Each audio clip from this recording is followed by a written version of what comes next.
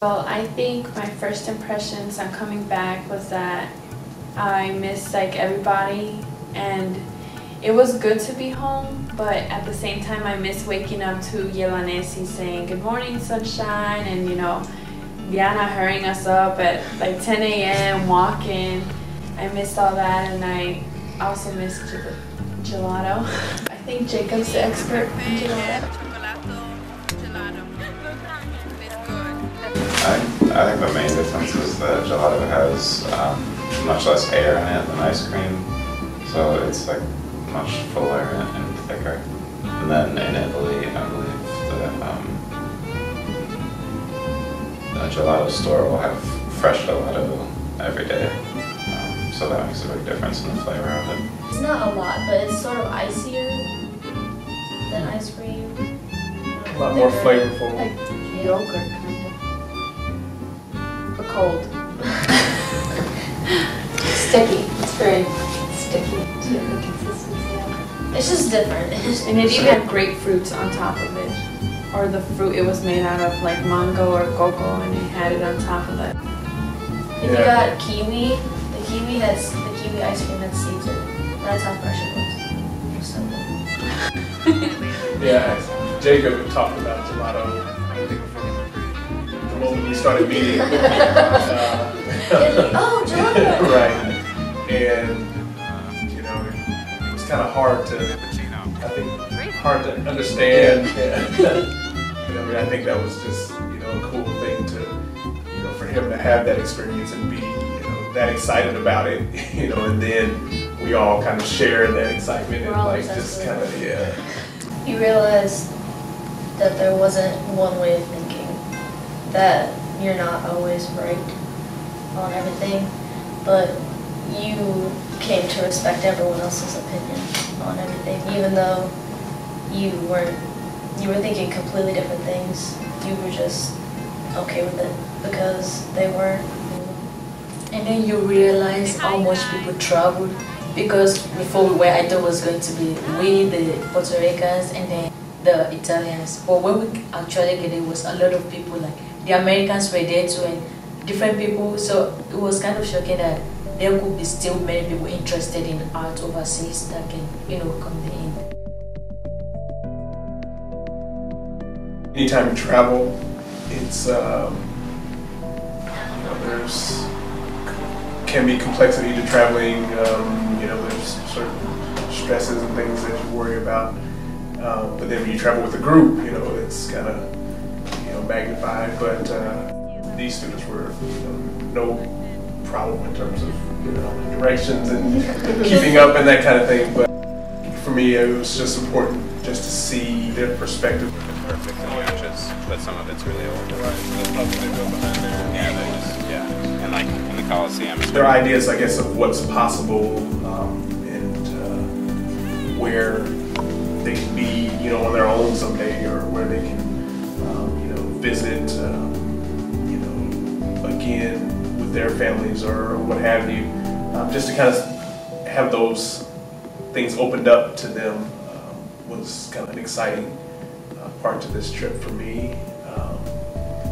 And, you know, like Jacob said, you know, just having them interact with a group of people, you know, different, you know, their peers in a, you know, from a different culture, and to embrace them and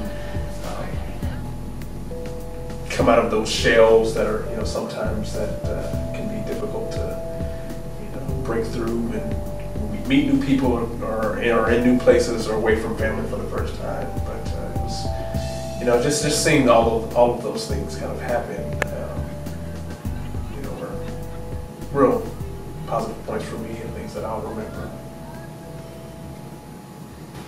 Well, I had traveled to Italy a few times and to Venice, but it was when I was younger and I was on my own, so never in a large group like this before, and I was really interested in seeing Rome and Venice through the eyes of the students, because for most of them it was a really new experience. Jacob had been there before, but this was a different way of approaching the trip. So, and I think I was struck by how people were communicating with one another, different modes of communication. Language, Italian, Spanish, and I know you guys probably learned a lot of Spanish while you were there. Sign language, Yoruba, right?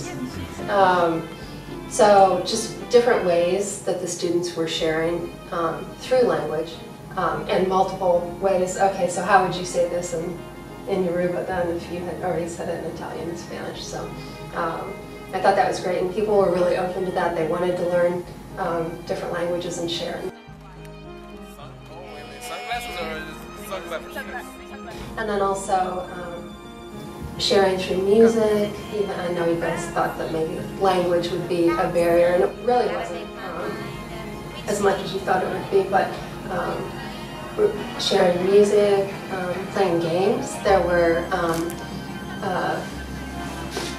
well, we went to the beach one day, so even if there was a barrier with language, you could still, through physical exercise or doing other things, or there were, it was really the meal times, I think, where people would kind of sit next to someone they hadn't before, and they were able to decompress and really have fun and share things about the day. So, and I know that there were games that went on during those times. It was just really interesting to me, the different ways that the students were sharing things from their culture and then learning about the other cultures from those students. So.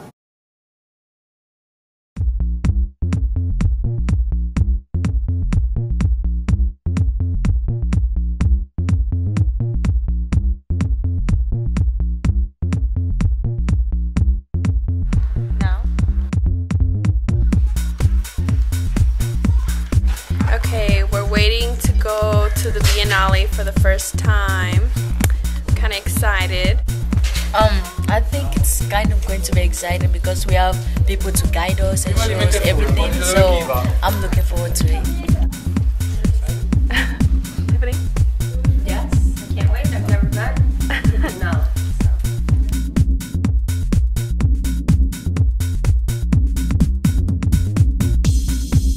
Hi, we're eating now. The US pavilion. Awesome. I know. I was truly amazed with the track and field. The piece kind of speaks to the military glory and both the physical glory of like an Olympic runner or a professional runner. And the word track and field refers to both the athletic performance or event of a track and field race, as well as sort of the tracks and field involved with a war and the tank that is involved in going across the tracks of a tank and of course the battlefield.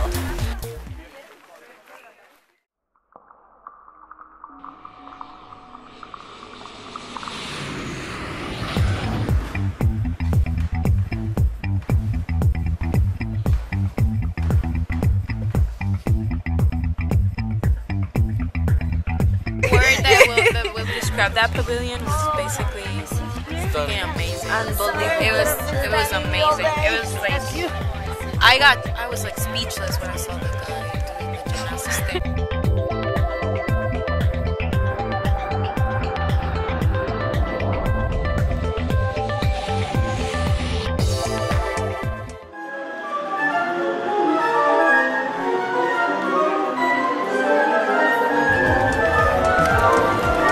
A mí yo no la puse porque me cobraban mucho.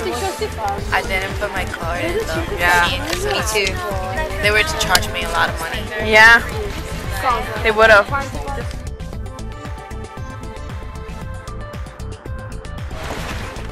What stood out in today's experience? The thing that stood out to me was the American Pavilion and the German Pavilion with the guy with the lung cancer.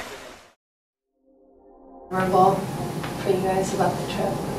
The most memorable part of the trip itself for me was on our last full day in Venice when we went on like a day-long tour of the lagoon in a boat.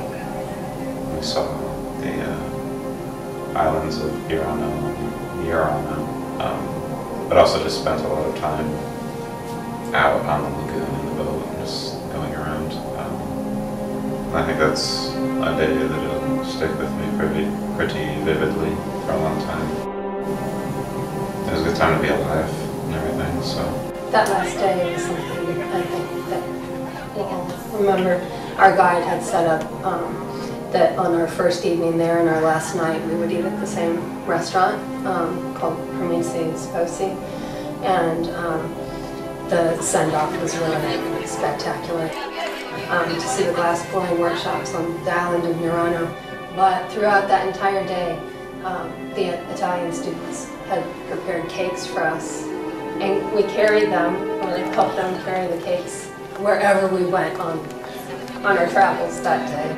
So we were able to have cake on the boat during the day, and they had made another one for that evening at the restaurant. That last day, we all knew that it was coming to an end, so we made it the best thing that we could possibly have made it. We just wanted to be happy and have a good last day because we were all knew that it was time to go home. The most beautiful vista that I had was maybe on top of the Peggy Guggenheim Museum, and the sun was starting to set just out over the lagoon, and we just sat in pictures and just seeing the water, glistening. It was on the Grand Canal, right? Yeah, right along the Grand Canal.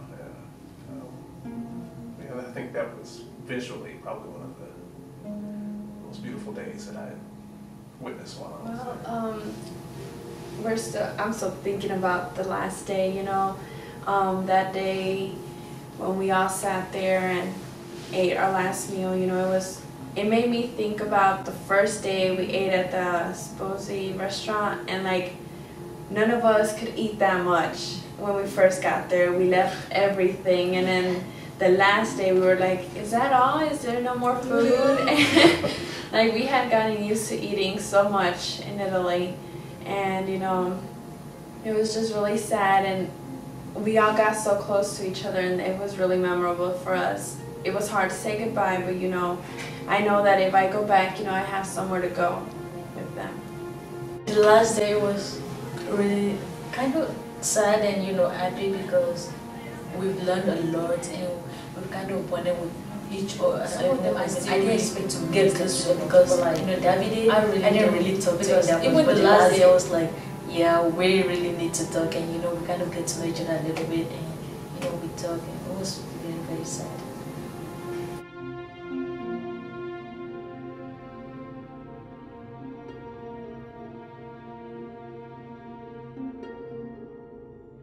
And I think that that's a really important part of their lives, is eating with people and talking with people, is just spending more time with the people that they care about in their lives. So that really, the meals brought us together.